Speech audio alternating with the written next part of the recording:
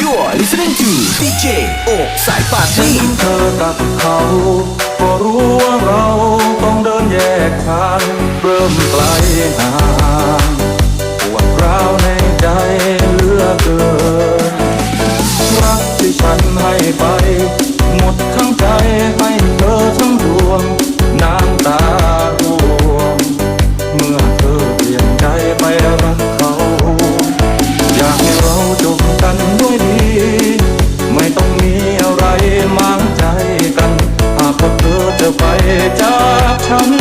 ไม่จำเป็นจะต้องแต่ตัว You're listening to DJ โอ๊กสายปาร์ตี้ไม่ต้องบอกว่าเธอรักเขาไม่ต้องบอกว่าเราไม่คู่กัน